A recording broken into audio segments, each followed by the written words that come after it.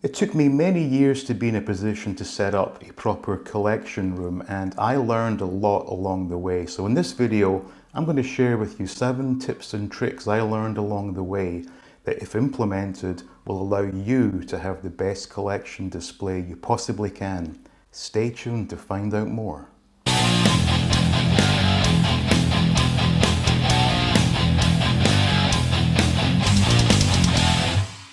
Tip number 1, start with a clean slate. Now, I was very fortunate in that this is my first ever real display, so obviously the shelves were empty when I started, but if you are just rearranging an existing display, I highly recommend removing everything first, as it will just make your life so much easier when putting everything back on display. Tip number 2, come up with a plan. Before you even think about putting your items on display, measure the space you have to work with and then write everything down in the form of a simple plan. It doesn't have to be fancy, you just want a simple design to give yourself some idea of where everything will go. I know it's tempting to just start putting everything up, but this approach will definitely end in tears. Take the time to draw a plan first. Tip number 3. Always use risers and figure stands. I've heard people say they don't like buying risers or stands because they cost money that could be used on more toys. This is a really bad take because chances are these are the same people who are always complaining that their figures are falling over. The whole purpose of having your collection on display is so that it can be looked at. So why would you put everything on the same level, meaning you only see the figures in the first row? Risers and stands come in at all price points, from cheap generic stands to fancy custom plaques, so there's something for everyone. An even cheaper solution is a product called museum dots, which are little gel tabs with adhesive on both sides, which will secure your figures in place, and best of all, it's not a permanent adhesive, so it's easily removed and leaves no damage. You'll sometimes come across a situation where the risers for sale don't fit your shelves perfectly.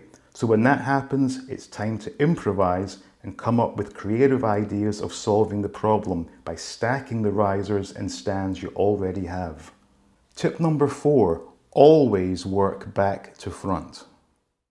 There's always the temptation to start by putting your most prized items front and center and working around them. But trust me on this is a surefire way to start a disastrous domino effect as you try reaching over and around other items. If you followed step number 2, you already have a plan, so by working back to front, you eliminate the chances of knocking anything over.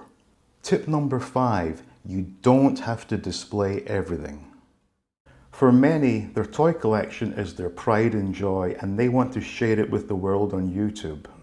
But when there are too many items on one shelf, it just looks messy, and when you see everything, you end up seeing nothing, as it just becomes one big mess of colored plastic.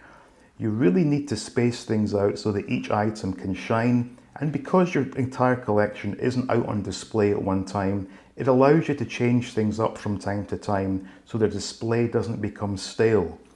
I really wished I'd done this with my G1 Transformers collection, because this just looks like a mess and will be something I have to rectify very shortly.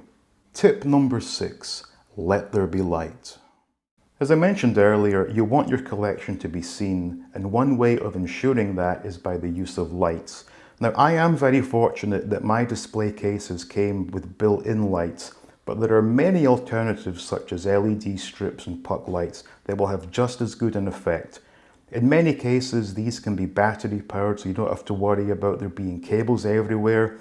You'd be amazed at the difference a few lights can make, and it's definitely worth the investment if you want your collection to shine.